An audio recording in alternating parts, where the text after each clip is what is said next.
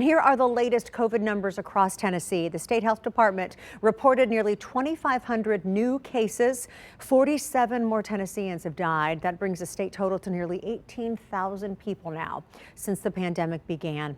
Now, there is a bit of a dash here in Nashville to get a COVID-19 vaccine or a COVID test before the holidays. The Nashville Assessment Center is seeing more traffic out there. That is where we find our News 4's Tosin Fakile today. You know, Tosin, we know that this facility closed at 2 o'clock. So do you have an idea, though, of the numbers? How many cars came through there today?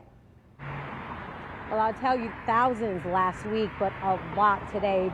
Tracy, a busy time for the assessment center today as people were coming to either get that shot in the arm or that little stick up the nose for a COVID-19 test. And this is all happening as health officials here in Nashville say the city has seen a bit of an increase in COVID-19 cases and as people get ready to gather with family and friends. I thought, oh my goodness, where is everybody coming from? The long lines for vaccinations and testing at Nashville's COVID-19 Assessment Center came as a bit of a shock to some people. There was more than I had anticipated. I was very surprised at how long the line was. Both assessment centers have seen traffic increase over the last couple weeks. The week of December 6th, almost 700 people got tested, about 350 got vaccinated. Last week, almost 2,000 people got the COVID-19 test and almost 940 people got vaccinated. We've seen more people getting their boosters, especially with the threat of Omicron. Some who rolled through the drive-through came for that booster shot before the holidays. I'm going home to see my parents who are in their upper 70s. They've been vaccinated and boosted, but I want to make sure that I'm protecting myself as well. Hosting a lot of family. Lots of folks coming into town, and we'll be traveling a little bit too. And getting that shot in the arm was a priority for all ages. You feel this little prick and then a bunch of pressure on your arm, but not enough pressure for it to hurt. I just held my dad's hand and just let it all happen.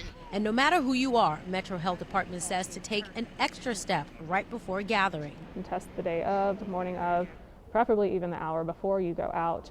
And if you're worried about getting that shot, maybe bring some reinforcement. When I got mine, I was super duper duper scared at first, but I hugged Heralding the first with my other arm. I relaxed my other arm, and then when I got it afterwards, I was like, it didn't hurt.